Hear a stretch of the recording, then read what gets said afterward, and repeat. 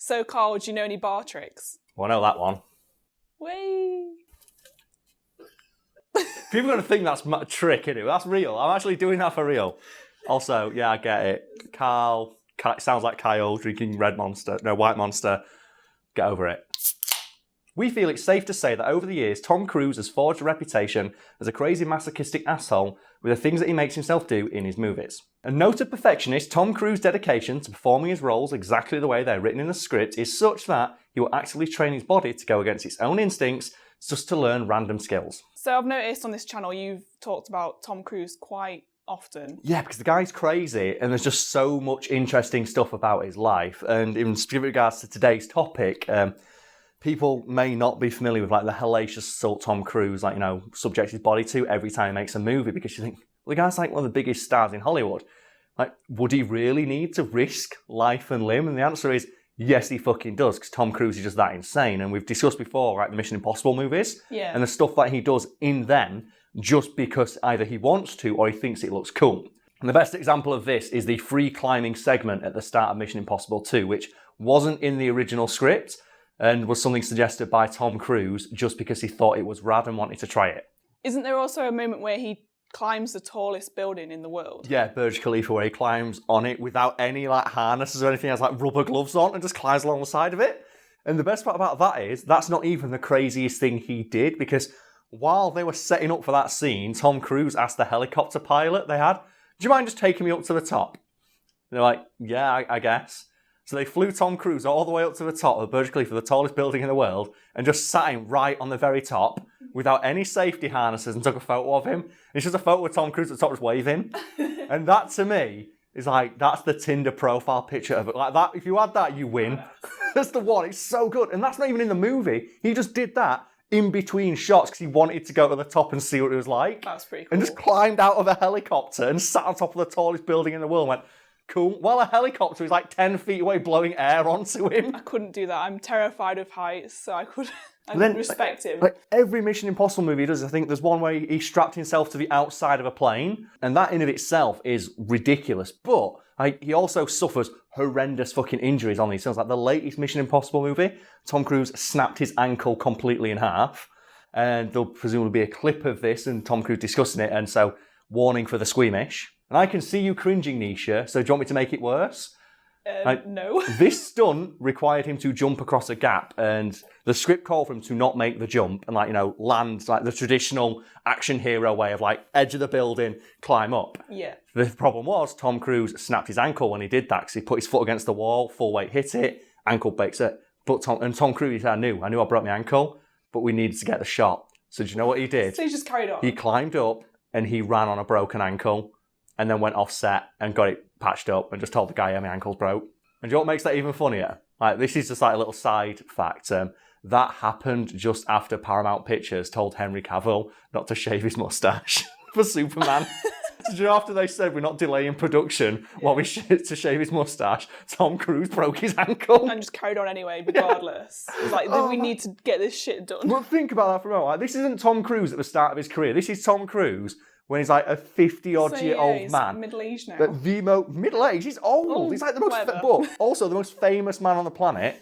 Broke his ankle doing a stunt he realistically should not have had to do if he didn't want to, because he could have got a stuntman in. Yeah. And then ran on the broken ankle because he didn't want to mess up the shot. And this is there are countless stories like this. I respect him for doing it. You do, yeah.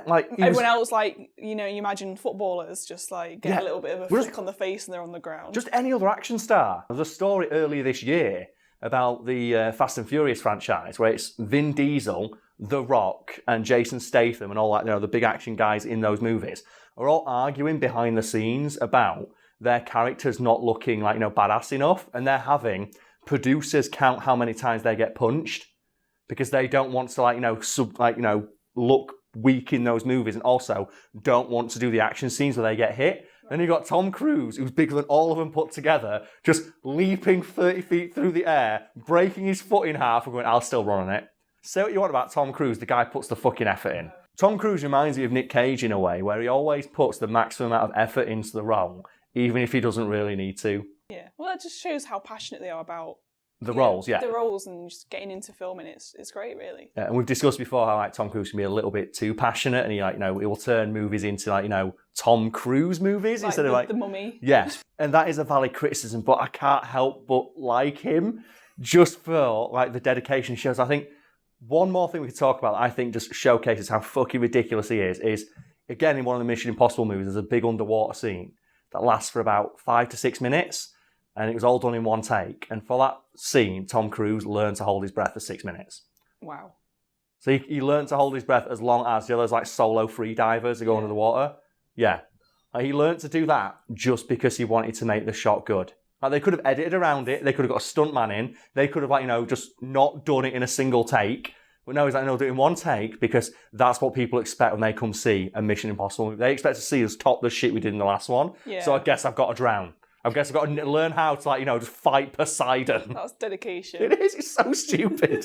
So I think one of the main questions here is, why is he doing this? Yeah, because I'm guessing that's a question a lot of people are just, but yeah, I get it, it's cool, but why? Yeah. Why is he learning to hold his breath for 6 minutes? Why is he strapping himself to the outside of a plane? Why is he insisting on dozens of takes for things where he's, like, you know, actively putting himself at risk? And the answer is because it helps Tom Cruise concentrate, because in his own words, he was almost functionally illiterate as a child due to dyslexia. And one of the few things he found that would help him overcome this was to just completely and utterly focus himself on a single task, something which is evidently carried over to his acting. And there is a term for this that has been coined by people who know Tom Cruise and others in the industry, and it is cruise control. And people who would know more about this than us have said that it is like watching, like, you know, a switch go off in his mind. Because he'll just be stood there to be like, you know, Tom Cruise, like, you know, happy-go-lucky guy, saying hi to everyone, shaking everybody's hand, just being like, you know, a generally nice and jovial person. And then bang! It's action time. It's time to become Ethan fucking Hunt. He'll just sprint at like 30 miles an hour and just like get hit by a missile and get launched into the side of a car. And he'll stand up and he'll go over to the guys and go, good take, guys, good take, and become Tom Cruise again. Okay, so it seems to me that he's got quite an obsessive sort of personality. Oh, yeah, Tom Cruise does. And like this, in addition to, like, you know, affecting the way he acts and, like, you know, his preparation for roles, like, affects his, like, you know, his day-to-day dealings, because anyone who's ever met Tom Cruise or has heard stories about people who have, they'll say, like, he's the nicest man in Hollywood. Like, he has this reputation as the nicest man in Hollywood because he will, like, go above and beyond for his fans and for people who meet him. Yeah. To the point where there are stories that sound like they're made up from his co-stars. For example, Kirsten Dunst appeared in a movie with Tom Cruise like years and years and years ago. I think, like, Interview with a Vampire or something like that. Yeah. She says that 30 years later, my entire extended family, when we meet over Christmas, we still get a cake from Tom Cruise. And a lot of news agencies pounced on this when she announced it in an interview. Yeah. So it's weird. And then a load of other actors came out and, no, it's not. Like, I've worked with Tom Cruise. I also get the Tom Cruise cake. It's just a thing. Is it a cake with his face on it? It's not. Apparently it's from like a really, really upscale bakery. But if you've ever met Tom Cruise in any sort of professional capacity, chances are you will get a cake from him, and he will continue to, like, send these cakes to you for the rest of your fucking life. I think there's a story about some dude who, like, yeah, my cousin worked on a documentary where we spoke to him for like 5 minutes, and we were at our grandma's like 100th birthday party, and there was just a cake in the corner from Tom Cruise because they casually mentioned it in conversation with him. He remembered and then sent a congratulatory cake about it. Oh my God. It's weird because, like, usually you don't hear stories like that about actors. About actors usually known as, like, assholes on set. Yeah, like, insert the Christian Bale clip of him, like, you know, yelling at that light guy. But no, Tom Cruise reportedly is like, he's really nice to everyone on the production crew, and something he will do is he will take a day off from production to meet every single person making one of his movies, shake their hand, post for photographs, and just say hello.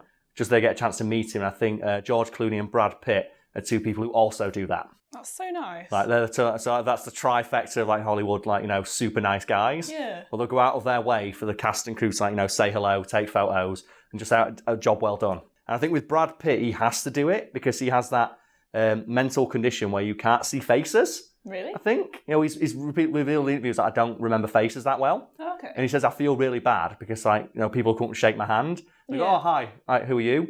So I've been working with you for the past 3 weeks, and he'll feel so bad about it. So he goes out of his way to, like, you know, introduce himself to everybody and make a mental note of who they are and what they do, so he can remember the name, not the face. Yeah, I didn't realise that was a thing that he. And then you get, like, Christian Bale, like, these fucking lights. I'm making Terminator Salvation here. Have you any idea how important this movie is? Like, Mr. Bale, calm down. It's not Equilibrium, mate. This is not your best role. This is not going to be remembered as your best role. Because I watched Equilibrium recently, and that movie's super good. It's one of those movies where they clearly made it after The Matrix came out and went, shit, we need to get a stoic actor with slick black hair wearing a trench coat shooting guns. Oh, so it's a similar sort of like... Yeah, look. it's like based on, I think, a comic or maybe a novel, but it's very clearly Matrix-inspired. Yeah. And it has this combat system in it called gun kata, which revolves around getting two guns and going, ho, ho, ho, ho, ho, ho. And it says, oh yeah, this will increase the combat efficiency of a cleric by 800%. It's like, no, it fucking wouldn't. It's so dumb. It's just stylized gun dancing. Have you seen Equilibrium? No, I've not seen it, but I feel like I have to. Okay, well, there's this great moment in it, and the crux of the film is emotions are no longer a thing because there is a pill you take that suppresses all emotions. And the main character, Christian Bale, is part of this elite hierarchy of soldiers who are regarded as the finest combatants they have because they have no emotion, so they have no fear. And they train them in this gun kata where they just dance, gun battle their way across the battlefield. And obviously the plot is Christian Bale gets his emotions back. And there's this great moment in the film where Christian Bale is just hooked up to a polygraph test. Yeah. And they can tell that he's feeling emotions because the polygraph test is going ape shit up and down. And then suddenly it just stops and they go, oh no, because Christian Bale goes, no, fuck this. And just goes into monk mode and just starts kicking everyone's ass. It's great. And it looks so dumb. It's so dumb. And it never got a sequel and I'm so pissed off that it didn't because it's so stupid. Because the gun combat in it is so bad. And I was like, no man, we need more of this shit. Right, because the choreography in that film was very clearly entirely based on that one moment in The Matrix where Neo does a cartwheel with a machine gun. And they went, what about if an entire movie was just that? Was it a lot of slow-mo involved? So much slow-mo, and it's all so bad. Bad slow-mo. Oh, it was no better than bad slow-mo. Okay, so bringing it back to Tom Cruise. Yes. We spoke about the stunts that he did himself, but you mentioned something about him learning skills for roles as well. Yeah, because his laser focus, his cruise control doesn't just mean that he focuses on stunts and being apparently a super nice guy to the production crew.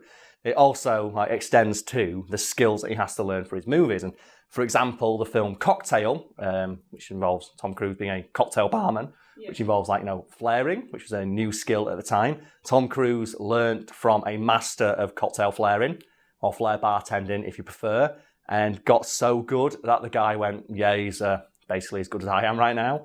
Because when Tom Cruise sets his mind to something, he becomes utterly obsessed with it.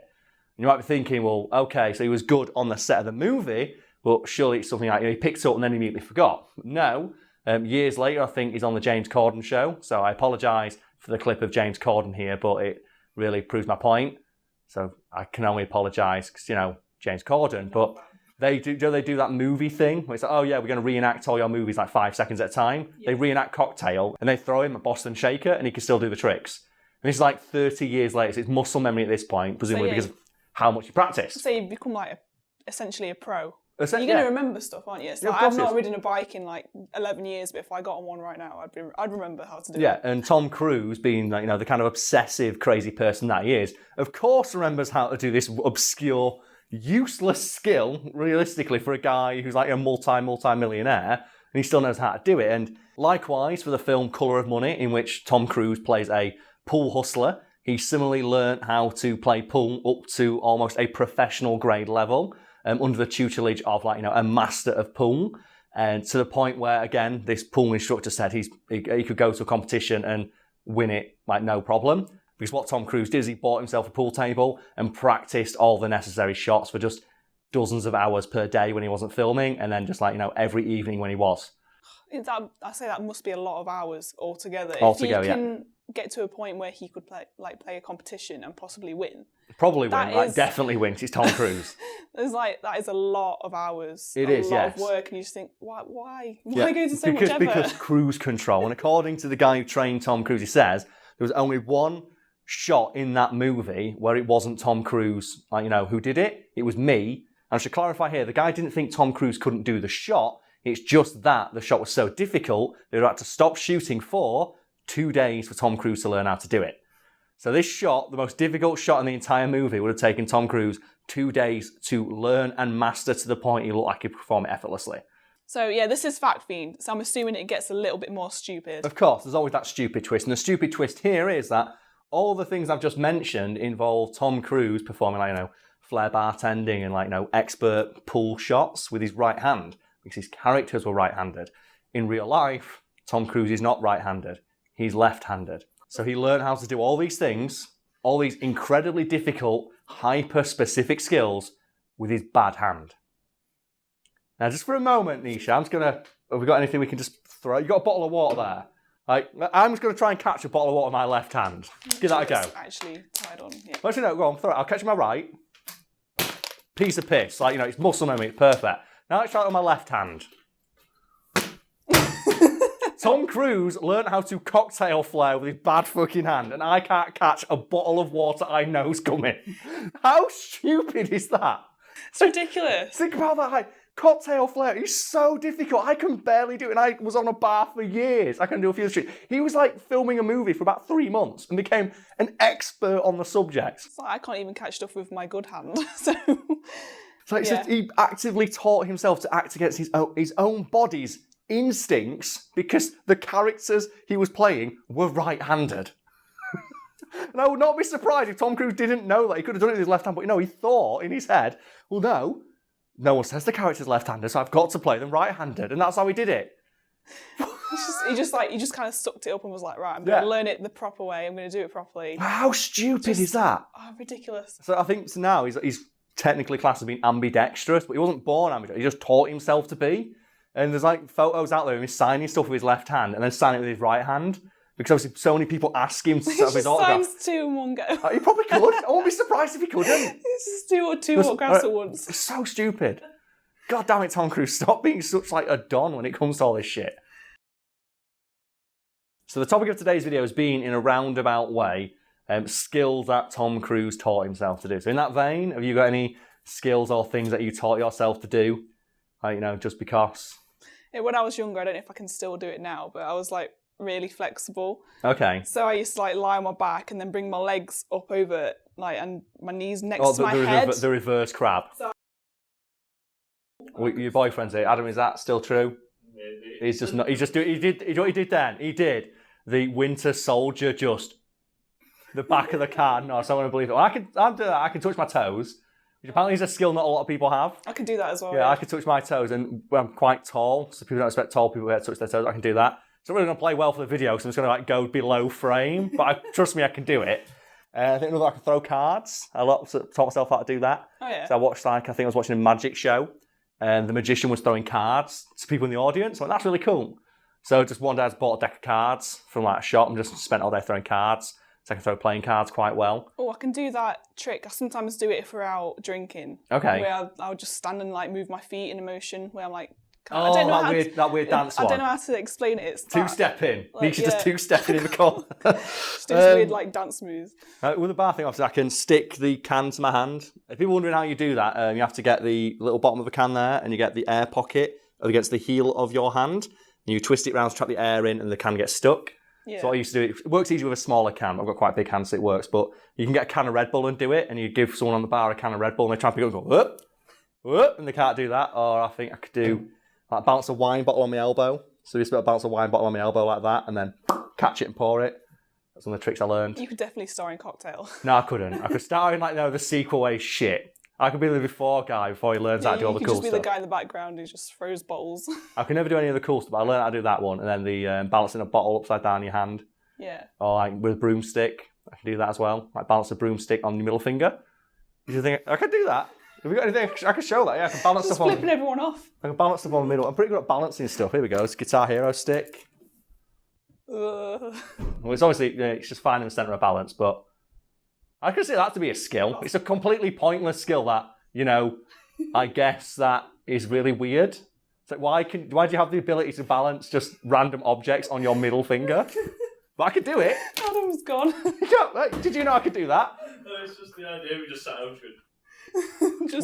I used to work in a bar, and I was behind the scenes, so basically it was like hours at a time. I'm just stood in a back room washing glasses. So I just pick up a broomstick and just go, whoa, and got really good at it. I'm so talented. Look at I'm just dropping all the knowledge today. I used to, I tried to do judo when I was younger and just gave up immediately. So I'm one of those people that will try something, do it for a few weeks and then stop. Fuck this. I can't be arsed anymore. So I'm annoyed. I used to be able to do full splits when I did taekwondo and I can't anymore. Oh, never tried that. I used to be able to do I'm so annoyed that I can't do it anymore because it was just so funny when it's just like, you just go, do it to the full splits, go, yeah! Like the blood sport thing. Full splits, nut punch. The ultimate technique, no one sees it coming. The Johnny Cage. That package check.